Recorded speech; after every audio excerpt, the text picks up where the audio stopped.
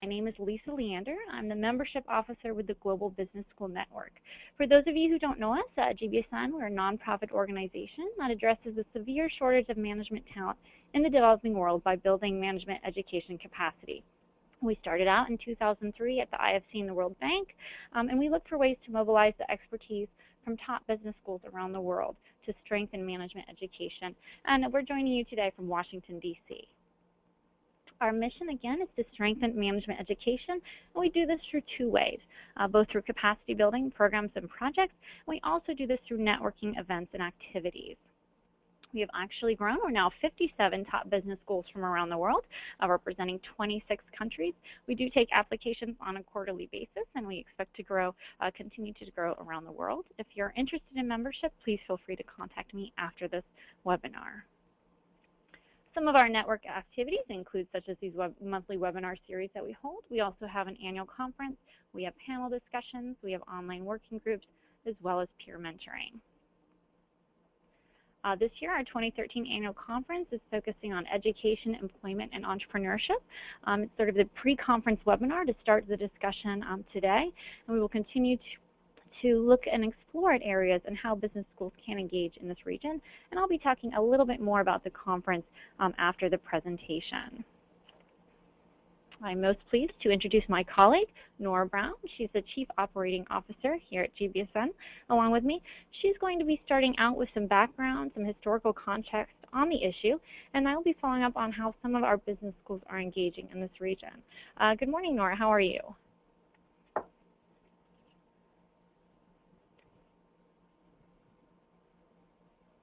Well, as we're waiting for her to get the presentation started this morning.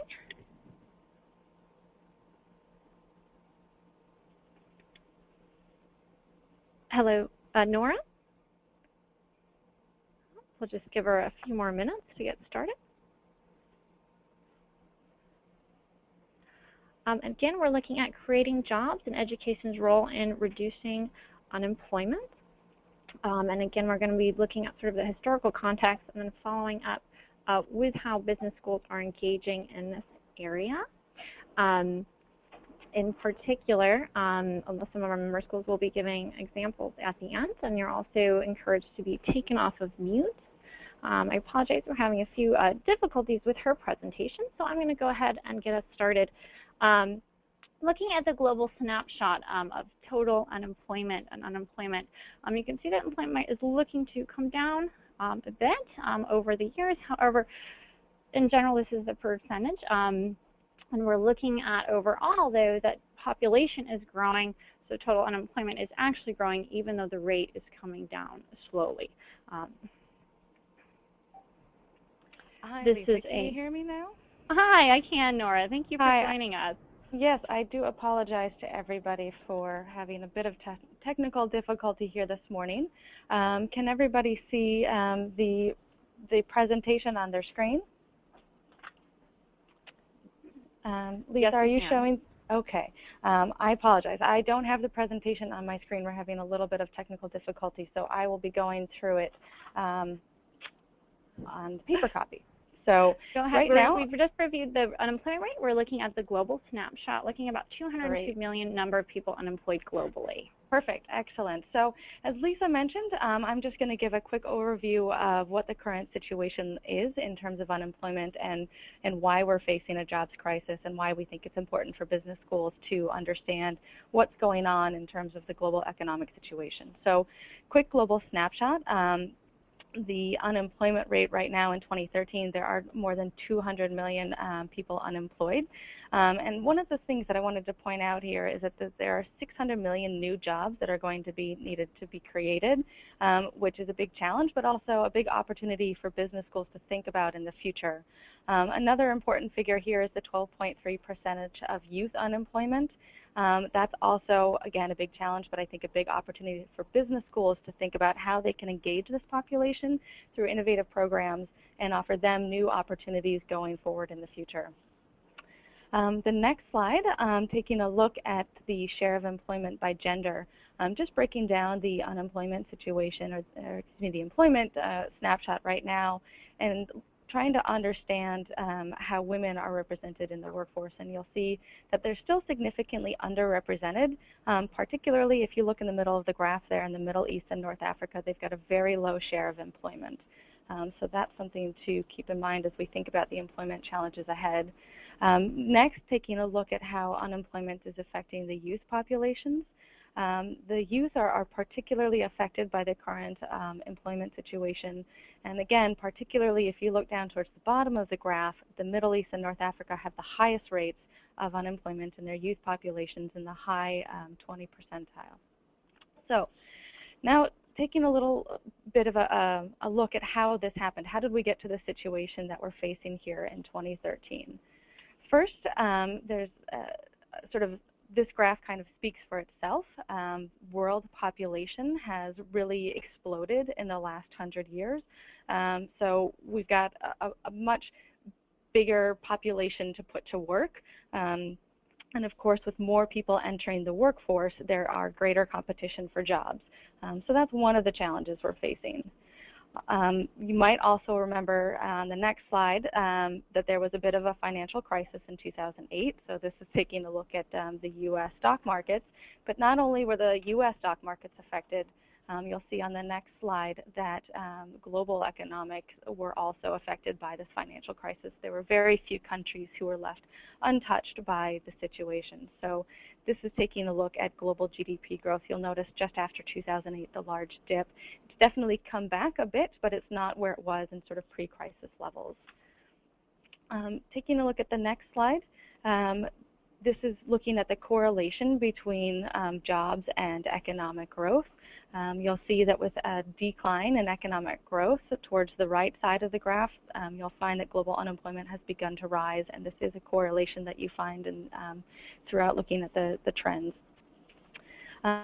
In addition to population growth and the poor economic performance that we've seen in the previous years, there's also a big skills mismatch that we're looking at. So this graph shows the skills mismatch reported in OECD and select countries in 2010, and this is looking at underskilling and overskilling.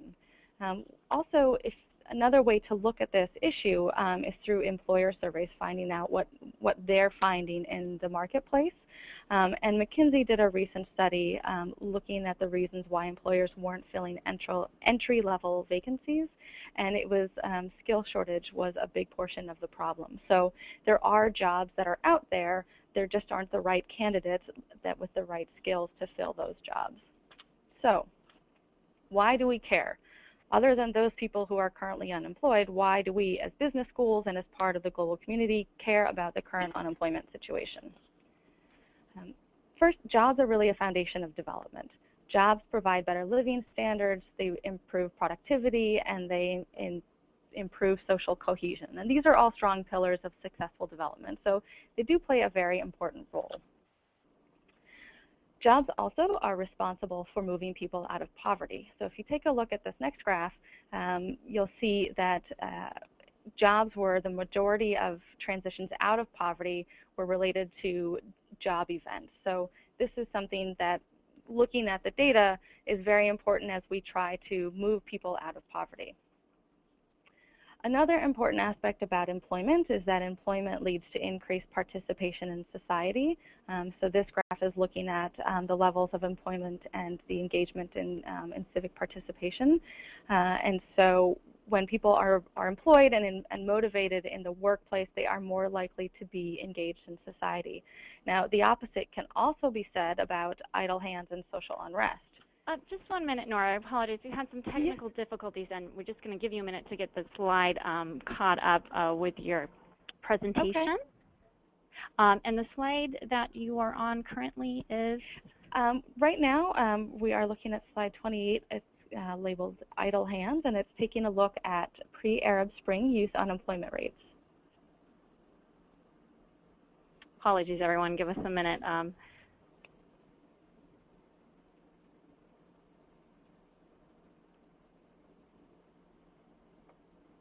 Okay, there we are. That's right. Currently at idle hands, pre-Arab Spring youth unemployment rate. Go ahead, Nora. Sure, I apologize, and I'll try to indicate as I change slides for everyone. So this is taking a look, a snapshot of unemployment in MENA countries prior to the Arab Spring. This is 2008. And so you'll see there are some relatively high unemployment rates, but particularly high youth unemployment. You'll see Egypt there on the left. You'll see Tunisia closer to the right side of the graph. And so this is what the situation looked like before the revolution. And then you might remember on the next slide, you might recall that this led to a bit of social unrest across the Middle East and North Africa. But unfortunately, when we look at the next slide, economic activity after the revolution is not as good as maybe it was hoped. This did not improve job opportunities, and economic situation in the Arab Spring has not improved. So if we take a look at the next slide, this is a current snapshot of unemployment rates in the Middle Eastern countries. And again, you'll see fairly high rates of unemployment across the board, but particularly high rates of unemployment in the youth population, as well as with the female population. So, you know, this is continuing to be a challenge. And so thinking about what we've learned on the next slide, you've had high youth unemployment, which led to social unrest and revolution in many of these countries, which has now led to even higher youth unemployment and to continued social unrest. So this is sort of a cycle that needs to be broken, and thinking about providing opportunities for the unemployed, particularly the youth populations, and also getting more females engaged in the workplace. So next, want to talk a little bit about the role of education. So given these challenges and these great opportunities, what is the role of education in improving employment? If we look at the next slide, this is some recent data from the US, and it's showing a high correlation between educational attainment, employment, and earnings. And so essentially, as you move up this graph in the middle here, you're getting to higher educational attainment, and you'll see that there are lower rates of unemployment the higher up you go, as well as higher weekly earnings. Similarly, in the next graph, some data from OECD countries, there's a very positive correlation between higher educational attainment and employment. So it looks like that with increased education, you're more likely to be employed. The World Bank also looked at the returns to education, and you'll see on the next slide a graph on what those returns to education looked like. They split it between primary, secondary, and tertiary education. And what's interesting is that they found positive returns across the board, but particularly in the low-income countries, interestingly, particularly in tertiary education. And that's really where the bulk of the new jobs will be needed in going forward. However, if you look a little bit deeper into some of the country-level data on the next slide, this is looking at unemployment rates by level of education in Sri Lanka and in India. And again, as you move from left to right on these graphs, you get to higher levels of education. And as you move up on the graph, you get to higher levels of unemployment. So the more education attained, the more likely you are to be unemployed. Similarly, in the next graph, you'll see that in both Morocco and Tunisia, university graduates are more likely to be unemployed than non-graduates. So there is definitely a question of the role that education is playing in employment. So if we move on to the next slide, does education really equal employment? Or are schools just preparing students to deal with their unemployment that they'll be facing? And looking across all of the studies and all of the data that we have and our own experience at GBSN, we believe that when done right, education can have a really big impact on employability, but it's thinking about, well, what does it mean to be done right? What does good education look like? So a couple of the things that are common across some different successful programs include looking at what employers want, finding those skills gaps, bridging between academia and employers, and incorporating what's needed in the marketplace into the curriculum, and making sure there's that feedback loop to continually update your curriculum. Next, another area to think about as we look around the role of education going forward is considering the traditional linear path of education. And that's what we think of as you go to school, you learn new things, and then you find a job. And so it's sort of one happens, then the next, and then the third. But interestingly enough, McKinsey took a look at this linear nature of education, and on the next graph, the next slide, you'll see some of the challenges they found at the different stages. Certainly we know about some of the challenges to identifying the right program for what you want to do that will provide you with the right skills. There are a number of challenges of accessibility in terms of cost issues and geographic issues to enrolling. And so the first step, there are a certain set of challenges. When we move on to building skills, we find that there are a number of students and employers that feel that educators aren't really providing the graduates with the kinds of skills they need. What's interesting, you might be able to see on this number 2 building skills slide, is that the education providers feel like they're doing a pretty darn good job of providing skills. So there's a clear mismatch and a miscommunication between the supply and demand of skills that are out there. And so again, bridging that gap and making sure that what schools are teaching is really relevant for what employers are looking for. And then third, finding a job. You've seen all the statistics now on youth unemployment. People coming out of school are finding it very difficult to find jobs, and there's a large portion of people who do find jobs that are unrelated to what they studied and are unmotivated in those positions. So if we move on to the next slide and we think a little bit about what the new career paths look like for the youth entering the workforce today, job hopping has really become sort of the new normal. There are a number of statistics out there that try to guess at how many times a young person will change jobs over the course of their career, and they're anywhere from 4 to 5 to upwards of 20.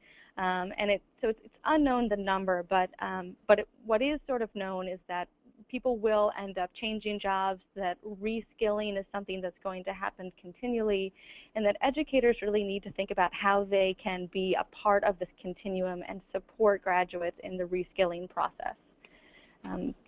And then the next slide, also thinking about how educators can incorporate work experience and combine education and experience. And this is something the World Bank looked at the success rates of different types of programs, those from in-class only, workplace training only, and those that did a combination. And you'll see the most successful programs were those that had in-class workplace training and combined other services such as mentoring and continuing support to the graduates. And so this is something for business schools to think about, how they are incorporating experiential learning and workplace training into their education so that students are coming out better prepared for the realities of being in the workforce. Now I'm going to turn it back over to my colleague Lisa, who is going to look more specifically about the opportunities for business schools and what some of our partners are doing. Lisa? Great. Thank you so much, Nora, for that background and looking at some of the unemployment trends, looking at some of the education's role within that. Now specifically from the GBSN perspective, what is the role of business schools to address this issue and to help support job creation? So let's go ahead and start out with the first slide. This includes sort of our laundry list of opportunities for business schools. And I think based on what Nora was saying in regards to training, it's never more critical for us to have curriculum that focuses on relevant skills that employers need. I know in my most recent trip to Tunisia, across the board and visiting the employers, that soft skills was the #1 issue that they addressed, that this is just as important in some cases as technical skills when hiring of students. Experiential learning opportunities, this is the on-the-ground experience through internships, consultancies, and projects that go beyond the classroom walls that helps build those soft skills. As business schools, we're thinking about reaching these new markets, so we need to think beyond just traditional students through degree programs, but also professionals through executive education, entrepreneurs and small business owners through certificate programs, as well as some of these more unique accessible trainings, possibly through technology and MOOCs. And how do we reach those that really need the training? Management education goes beyond just the business sector of the economy. We need to think about agribusiness, tourism management, health management, the public sector, and civil services. civil servants, better management across the board, and how business schools can engage in providing that. Obviously, partnerships with employers is critical. How can we know what we're teaching is relevant if we're not working with the business community to determine what they need? And I think that's sort of an obvious one that many schools struggle with, is building these partnerships. Many schools are also working with primary and secondary schools, building that management education at a younger age. That's not necessarily something that needs to only be built into a tertiary school, especially looking at those graphs in the Middle East when many of those without tertiary education are employed. We see the business schools possibly also a role of a convener. We're talking a lot about entrepreneurial ecosystems. So there's many different levels of building an enabling environment for business. And business schools can play a role of bringing in those policymakers, the banking sector, employers and students for this dialogue and change to help businesses grow. And obviously we're also offering more opportunities through mobile technology, reaching those markets that are beyond. In particular now, I'd like to open it up to specific examples of how some of our business schools are working in this area. In particular, George Washington University was not able to join us, but I thought this was a great example of a business school using their program to convene and support employment. The tourism industry is huge. They offer a wide variety of employment opportunities for youth, women, and marginalized communities. It's expected to grow about 4% and is responsible for 275 million jobs, or 8.4% of all jobs. George Washington University, specifically through their business school, has a tourism management program, and they most recently collaborated with USAID and several other partners on developing a guide on how programs and projects can be utilized to incorporate youth and marginalized communities to increase employment. So again, this is a great example of convening, of going outside sort of a natural sector for business schools and engaging those to create a guide in this specific topic. Next time, I'd like to introduce Rachel Reiser. She's the Assistant Dean of the Undergraduate School of Babson College. They are working on some very interesting projects that she would like to present today. Hello, Professor Reiser. Are you here with us this morning? Yes, I am. Wonderful. Well, go ahead and please go ahead and get started and tell us a few examples of how Babson College is engaging in this sector. Great, absolutely. Thank you, Lisa. I'm delighted to. First of all, we've engaged in a number of things that really focus around our mission.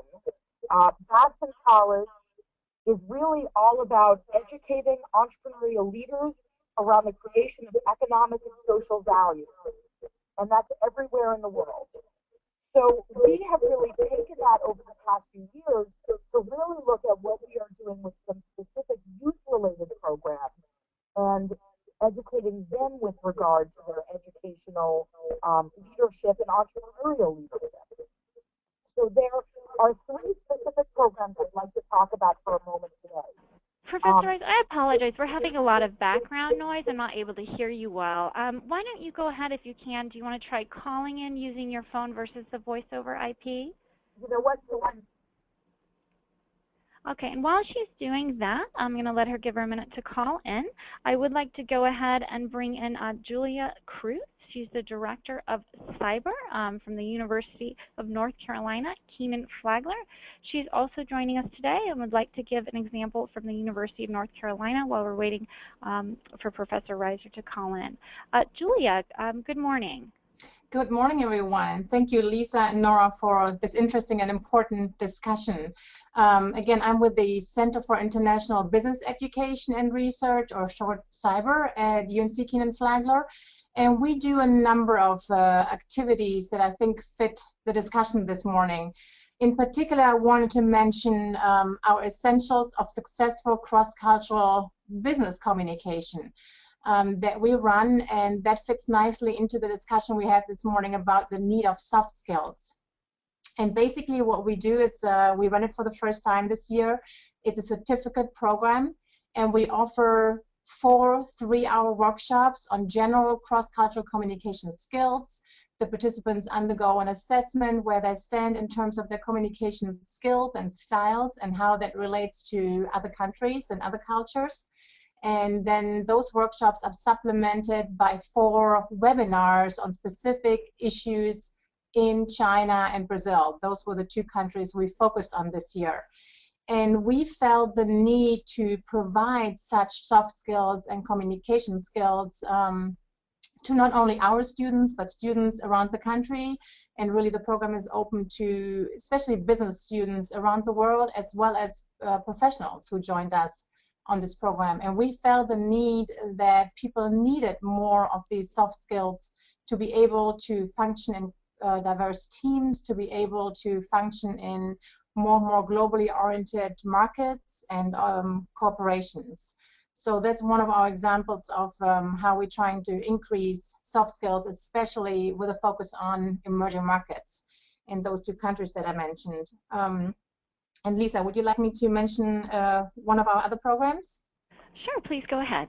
Yeah, so Lisa also mentioned the interest in technology. So I thought I'd share with you that we run a webinar series on best practices in global business education. We offer about 6 to 8 webinars that are open to anyone to join in various fields. And here we cover a number of more business functional skills. Let me mention some of the topics we covered. We talked about HR trends in onboarding in Indian outsourcing firms, something I think that students are interested in knowing, and also professionals need to know about. We had several webinars on supply chain issues in emerging economies. We had one of our professors talking about successfully managing Chinese supplier and partner relationships. Again, something I think that many of our graduates as well as current professionals need to know about. And we also provided insight into how companies in emerging markets are building brands. And again, here we're focusing usually on China, Brazil, and India. Those are the countries we have decided to focus on this year and also next year. So again, here we felt that we wanted to increase access to business knowledge, not only to business students and business professionals, but people in related area that would benefit from business skills. And we've been able to attract audiences worldwide, so this would also certainly be open to students and others in developing and emerging countries around the world. And we archive those webinars, and that can be found on our website at www.cyber, that's spelled CIBER.UNC. And all of you and anyone interested can either watch archive webinars or join future ones. So those are maybe 2 areas that we have tried to expand in and offer knowledge beyond just our students to a broader audience, and hope we can address, at least at a minimal level, the issue of unemployment by developing talent. Wonderful. Thanks so much, Julia, for joining us today. I'm going to go ahead and go back to Professor Rachel Reiser from Babson College to see if she has a better line. Can you hear me, Professor Reiser? I can, Lisa. Thank you so much, and I apologize about that. Is this a better connection? It certainly is. Go ahead. We have your slides up. And I want to correct you and say I'm actually in administration, not faculty. So I want to be clear, not Professor Reiser, but Dean Reiser or Rachel is fine as well. So let me say that, and then really launch into talking a little bit about 3 unique niche programs that we have been developing that are focused on youth leadership and youth entrepreneurial education that have really been going strong at Babson over the past few years. The first of which is a summer study for high school students program. Then I'll talk a little bit about our Lemonade Day program in collaboration with the City of Boston. And finally, a collaboration with a high school conference organization, Lead America, all of which have really been working with youth and young people in a variety of different capacities. So getting started talking about our summer study for high school students program, this is a academic residential immersion program that runs for 5 weeks every summer. We've attracted students. This summer we'll have about 65 students, again from around the world, typically 15 to 20 different countries represented, as well as approximately 15 or so states within the United States represented through participation as well. And in this program, students are exploring various issues, particularly focused around social, economic, and environmental problems in the world, and really looking at them through the context of new venture development and the idea of business or not-for-profits as solutions to some of these world problems. So students are really working with faculty, working with upper-class student mentors, working with one another in teams, examining how to grow ventures, whether they're commercial or social, that may resolve some of these world issues, or at least, have a lens on solution to some of these world issues, and really developing their own toolkit around doing so. So these are just a handful of examples over the past couple of years or so of some of the businesses or organizations that have been developed by these students. A organization around the awareness of causes, particularly around suicide, poverty, and abuse, and really that's centered around the development and sale of apparel and accessories that highlight these issues in the world and donate profits to address some of these concerns. A online interactive website around fashion and accessory design. Using recycling bins, this a program called Project Monster, where the creation and sale of recycling bins that encourage sustainability efforts with young people. Using the collection of and utilization of unused pages of student notebooks to develop and put together new notebooks for resale. And here they were working on a particular link with both Turkey and Colombia, where for each notebook that was produced, another one would be donated to a rural school in those areas. A healthy snack company located in Aspen, Colorado, and then a photography studio that focused particularly around dance and with the niche talent of capturing dance on film. So these are just some examples of the ways in which really educating students around their own entrepreneurial opportunities, which link back to this notion of creating jobs, reducing unemployment, and really connecting with young people while they are still in even their teen years. So actually, then talking about Lemonade Day, where we're working to the most part with students who are even a little bit younger than that. So this is a partnership with the City of Boston. We engage with elementary and middle school students and some early high school students as well. Lemonade Day is actually part of a nationwide organization out of Houston, Texas. Here at Babson, we have connected a network of staff, students, alumni, and friends of the college who are working with teachers and others in agencies around the Boston area to really teach about entrepreneurship and entrepreneurial skills and tools to our youth in the area. So that's around financial management and planning, teamwork, acquisition of resources, all of the things that are involved using the framework of the development of a lemonade stand. So it's geared at age-appropriate levels around really educating around these skills and assets. And it culminates in a citywide day-long event where there are youth-run lemonade stands all around the city of Boston. One of the unique facets of this is we talk with the students and we really educate them around save some, spend some, and give some. So part of the curriculum around Lemonade Day with the youth who are involved in the project are talking with them about what they can do with their money, that they can use some of it to buy some things, they should put some of it aside, and that's part of their own financial planning. And we also reinforce the notion of giving back to their community. So actually, I think to a one, every single lemonade stand has partnered in some way with a social organization where they've donated some of their proceeds to the betterment of their community. And then finally, a few years ago, we developed this collaboration with a youth conference organization known as Lead America. So innovate, lead, and create value, explore the many facets of business creation and what it takes to make your business ideas come to life. That's really the statement. This is online on the website, on the Lead America website, where they promote this particular Babson College program. And it really is a unique program. This relationship where Babson collaborates with Lead America is something that was unique to Babson and something that they are starting to develop with other schools, where Babson is really integral in the execution of the program once it happens. The program itself focuses on some of the core issues that entrepreneurs face in their endeavors. It gets into leadership and entrepreneurship as a means of creating value in the world, again, very aligned with Babson's overall mission, and in particular our mission in the education of youth. And the unique quality here is the engagement with Babson faculty in concert with the faculty and staff of Lead America in the actual delivery of this program.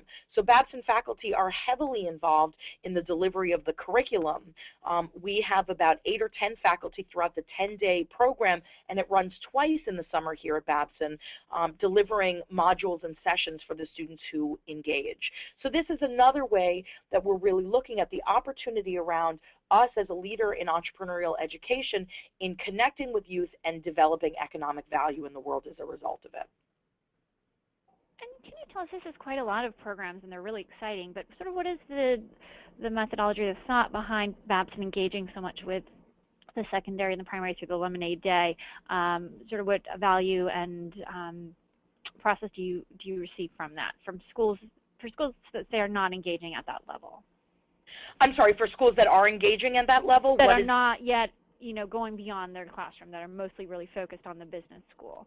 Sure, absolutely. People think about working with secondary students or working with high schools such as this?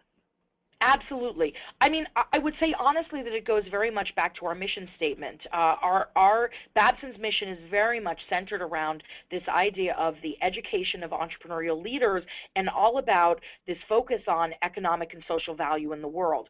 So we are very intentional and tactical in our identification of opportunities outside of just our work with college students.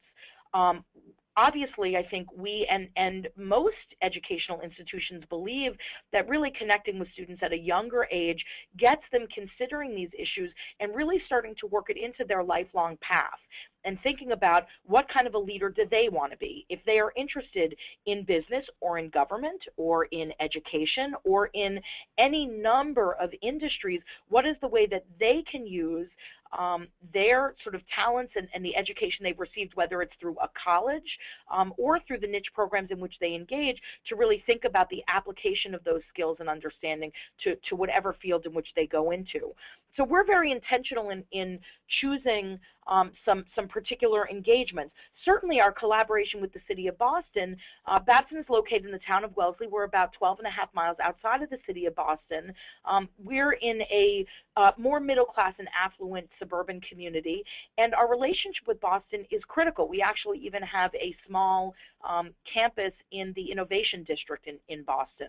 So really the connection with the City of Boston and the opportunity to share what Babson has to offer with youth in the city and to help them start to think about their own educational opportunities, their own business opportunities in life, we feel is critical to our mission as a higher ed institution. And that stems out into a program like the Summer Study Program, really attracting students from around the world. Certainly that puts Babson further on their radar screen, but it also really enhances the intellectual community in which we reside as a college.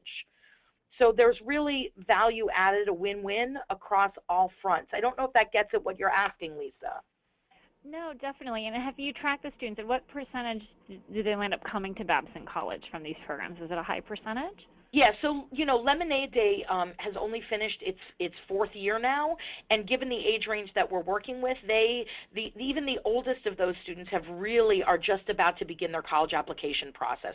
That does target a younger group in terms of their educational development, so we're not at the point of tracking them in that way. With the Summer Study Program, we're actually going into our 3rd year this summer. And the students from the first year, they're a mix of rising juniors and seniors in high school. So the first year, about 60% of that first class, which was at about 40 students, were actually even going into their senior year, so would have been eligible, ready to apply to college to enter the class of 2016. We enrolled 10 of those students this year. In Babson College. They just finished their first year at the college. So we are seeing actually an incredible enrollment rate for our investment in these students and their investment in their education by coming to Babson for this unique niche program. So certainly it's something that has been beneficial to us in the long term, and that was a wonderful unintended consequence. But more so, it's the environment that gets created through the culture of the program itself as it's being executed. And this question comes from Edward Mungai in Africa. Have you tracked sort of the impact in regards to the duration of what program has more of an impact on the students, a shorter program or a longer program, in regards to their success in finding a job or being accepted into school? I'm sorry, this is for me, is that right, Lisa? That is correct. Yeah, so we do, I didn't even get into some interesting programs that we are also doing, Babson Entrepreneurial Leadership Academies in various countries in Africa. We've done them in Rwanda, in Ghana. We've been in the process of launching some others over the past year as well. You know, those programs and these, the opportunities for students depend so much not only on their engagement in these programs, but on so many other factors, particularly economic. We are seeing anecdotally that both in terms of the enrollment in our college, like through the summer study program, and in other colleges, is extraordinarily high. As I said, with Lemonade Day, we tend to go into smaller communities, more economically disenfranchised within the city of Boston. So these opportunities for students are a little more limited in some cases, but we certainly are aware that this exposure is without a doubt enhancing their interest in either going into business or going to college and then perhaps using their college educational background to go into the business field. Well, thank you so much for joining us today and giving those really excellent examples. I do want to give everyone an opportunity, if they would like to give an example of some of the work they are doing, or also ask any of us a question, to go ahead and do that in the chat panel. I do want to give another example from another member school, from Apade Business School. It's an example from Mexico. And while I'm doing that, I encourage you, if you would like to be taken off of mute, you can go ahead and raise your hand. Again, you can ask any of the presenters, or North Carolina or Babson, any questions. And you can also do it through the chat feature as well. So from Apade Business School, Mexico City, they have essentially taken an agricultural technical secondary school under their wing. It targets rural families in the region of Valle de Amilpas, and essentially they give scholarships to students to attend this secondary school for the highest level of quality. They do all the fundraising for the scholarships, and they also provide students and faculty. They go out and help the school through mentoring. They use they go and spend a day there, lend a hand day. And so it's essentially a business school. While they don't actually do any of the teaching, they're certainly doing the support as they see a huge need, as well as providing a really quality, high quality education. And this is, again, in regards to a sector area looking at agribusiness and supporting those families. So now I'm going to go ahead and open it up to any questions that our audience has in regards to looking at unemployment, looking at education's role in unemployment, and also looking at the business school community and unemployment. So I'm going to go ahead and have my colleague Paige join us. If you have an example as well and like to raise your hand, you can also do so at this time. And Nora, and you're still with us as well. Any questions for Nora as well? And again, we will give this presentation out on both the PowerPoint as well as the recording. I apologize in the beginning. Some of the slides might have been skipped due to the technical difficulty showing some of the unemployment trends. And again, we will also be talking more about this at the conference. Since I don't have an overwhelming number of questions, I am going to jump now to sort of the continuing dialogue that we are going to be having on this issue. And I see that we have a question coming in from Shahida Kasim from University KwaZulu-Natal in South Africa. She would like to give an example. They have just launched a postgraduate diploma in entrepreneurship for graduates from all disciplines to inspire and equip them with the knowledge and attitudes and skills for entrepreneurial behavior. And they have also run a series of workshops for young entrepreneurs. I'm not sure if Shahida is able to speak with us today. Off mute. Shahida, can you hear me? Unfortunately, she does not have a microphone, so I was able to give her example. as well. So let's go ahead. I do want to make a few points on a lot of this discussion in regards to education, unemployment, and entrepreneurship will be at the annual conference in 2013. It's this June 10th, 11th, and 12th. We're looking at some of our breakout sessions, youth and unemployment, the role of civil society, looking at some of these entrepreneurial ecosystems, how we can support, how can business schools ensure employability, again, looking at those soft skills. We are still accepting registrations. Go ahead on the next slide. One of the areas of major interest that we didn't get to focus on as much but was mentioned as some of our examples is looking at technology. And I think looking at the future of technology is really where business and management education can really access non-traditional markets to those who really need the education. We're excited to have Suktel doing a lot of innovative work in mobile technology in regards to doing a lot of text, being able to provide CVs, as well as sort of jobs database to those who do not have access to a computer or have access to a job market, as well as those who are not able to upload their CV. They can, again, look for jobs, as well as employers can hire jobs all through the phone. So he'll be talking about that. Cisco's doing a lot of interesting work, especially in regards to telepresence and being able to bring sort of the quality and best practice to areas that people might not be able to travel to. That's quite expensive. Following this technology panel, we will then have challenge sessions.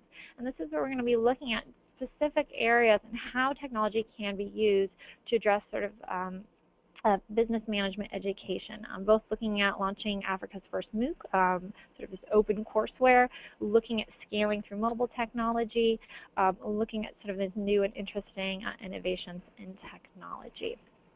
So I hope you can join us. Many of you on this call will be joining us. It should be a good two-day event. Again, we're going to be in Tunisia, where a lot of the issues in regards to youth unemployment are happening. So it will really be an ideal location. It's also very beautiful. So thank you, everyone, for joining us.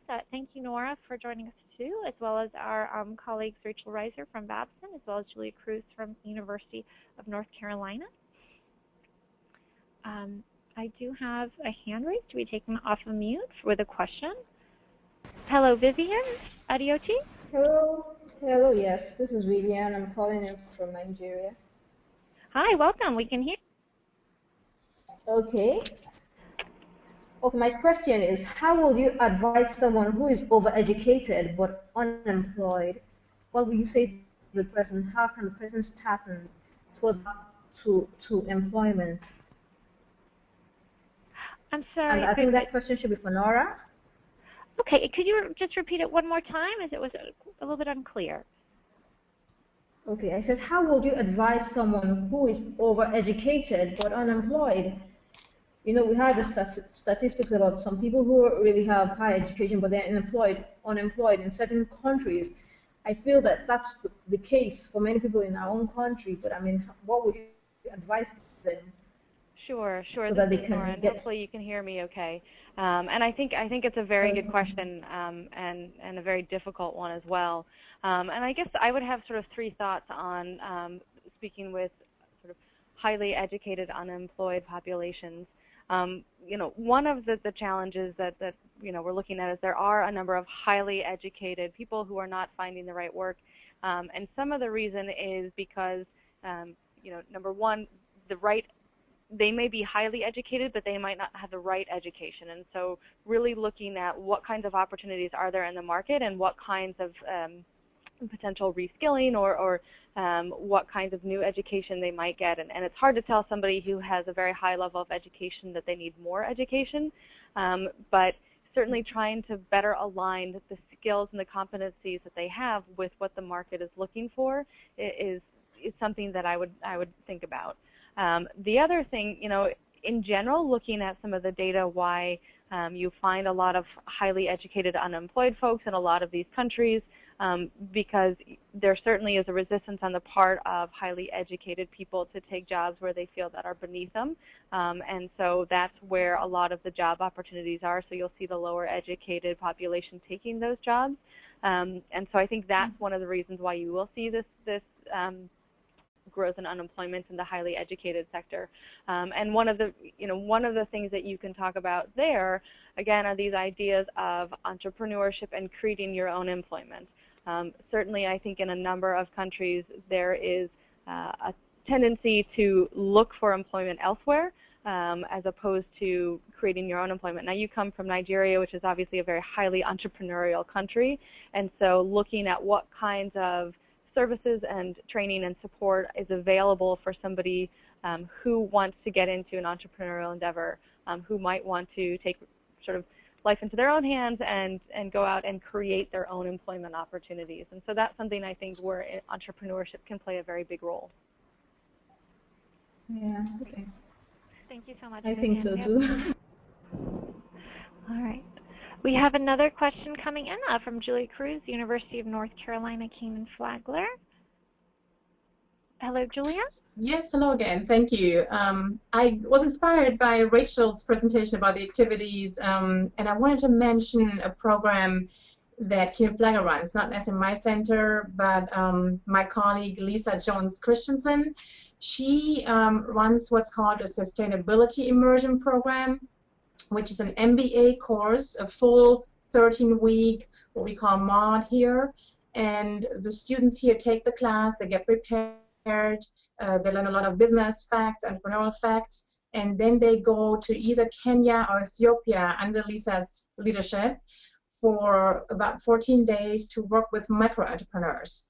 And our students share their knowledge with the micro-entrepreneurs in the hope that those folks then can take those skills and improve their businesses and expand their businesses. But also our students learn a tremendous amount about business in those two countries, about economic situations, about the importance of personal relationships, etc. So it's really a give and take and a wonderful experience, I think, on both sides.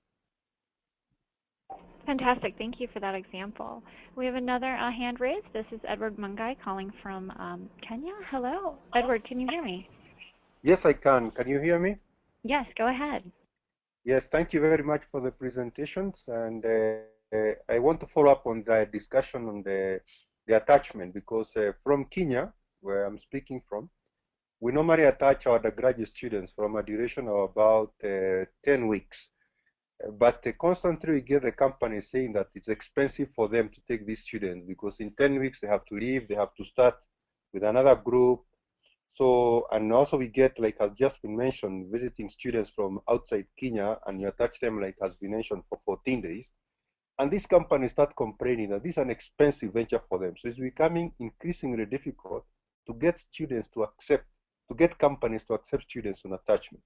So I'd like just to get a few ideas on how can we actually make this also attractive to companies so that they can accept students, because to me this is one of the ways we can give that experiential learning for the students. So just a few ideas on incentives for companies to accept students on attachment. Great, thank you. Maybe Nora, you might want to mention a few things. For those who would like to answer this question, you can also do it through the chat feature. Maybe give some ideas, and we can say your chat through the chat feature. If you would like to possibly respond to it by raising your hand, you can also do that. Nora, did you have any thoughts or experiences from schools that you've worked with? Sure. I mean, I think that's a good question, and I think it just underscores the importance of having a good relationship with the private sector and between academics and the private sector. And so, you know, it may not be an obvious fit when you think, well, we can just create a new program where we can send our students out and work in the private sector, and it's going to be wonderful, without really fully understanding what the obligations and the expectations are of the partner institutions with which you're working. And so, you know, Edward, I don't think that you and Strathmore are alone in this. I think it's definitely an iterative process to find what makes the most sense that both allows your students to gain experience while making it a meaningful opportunity for the clients that the companies with which you're working. And so understanding what some of those challenges are. You said it's that they need, you know, after 10 weeks they have to start again with a new batch. So looking at maybe the duration of how long the students are engaged and at what level. Also trying to understand what kind of value the students are providing to the businesses, looking at the cases where there was success and thinking about why did that provide more value in that situation than some of the others have done, and how can we improve on that. You know, and I think the other thing too is to to be mindful of keeping sort of records and information on how these programs sort of carry on. And so you can always come back to some of the potential clients that you'll be working with to show that there's a large percentage of previous companies that you've worked with that have actually hired graduates because of this program, or they've been able to reach other particular results because the students have been able to work on certain projects. So I think definitely capturing some of those success stories and selling to some of your other private sector partners, an understanding of what kind of value they're gaining from collaborating with you. But definitely I think that it's a true partnership, and making sure that there's value on both sides is very important. And so working with those partners to understand what's going to make it more valuable for them and how you can be flexible in the way that you deliver the program so it makes it less of a burden. I don't know if anybody has any other... I have Grace Alutanya, that you've been taken off of mute, who might have some ideas. If you want to introduce yourself and let us know where you're calling from. Hello, Grace? Grace?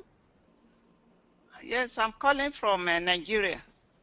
Okay, go ahead. My organization is Olutech.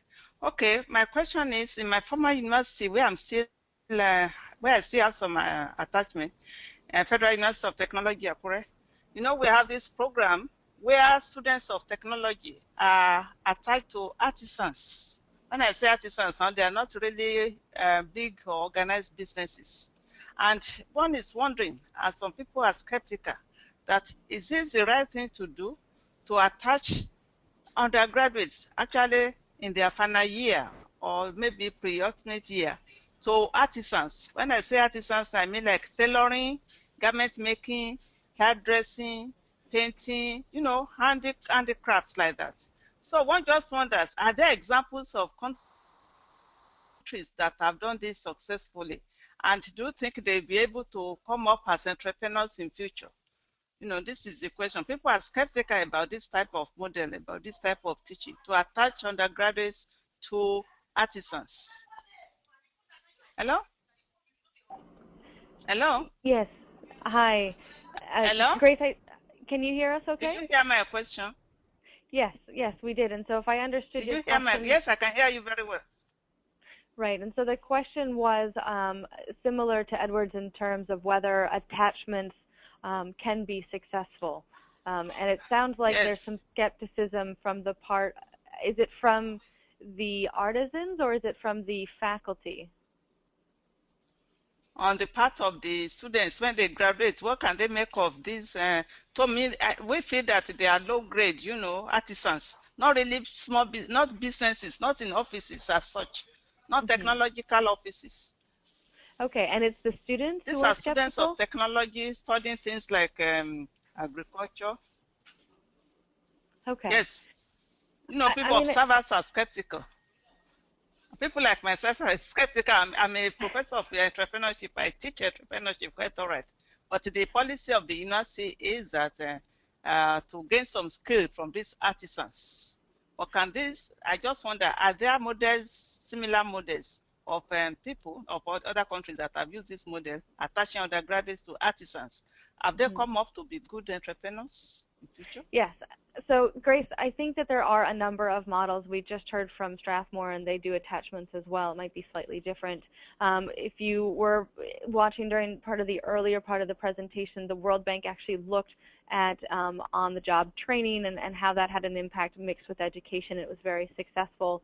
And there are a number of programs around the world where schools give their students the opportunity to actually have sort of an apprenticeship or attachment so that they actually have the experience in the workplace and understand what it takes to be a small business, an entrepreneur, or one of the more technical areas.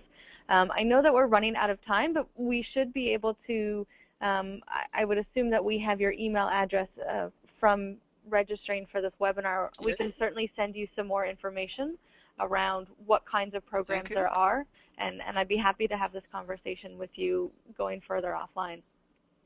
Wonderful. Thank Thank you you, very everyone, much. for joining us. It's now 11 o'clock, so I would like to officially end the webinar. We are happy to continue to take questions. We also look forward to continuing this discussion in Tunisia for those of us on the call who are joining us, as well as taking questions. The webinar will be recorded as well as the presentation, so you can access some of those graphs from earlier. Thank you so much, Nora, for presenting, as well as my colleagues. It's been a pleasure. Our next webinar will actually be in July, and we'll be sending out more information about that, as we will be in Tunisia for most of June, so we are taking the month off.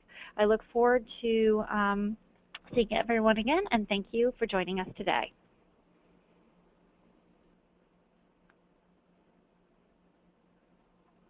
The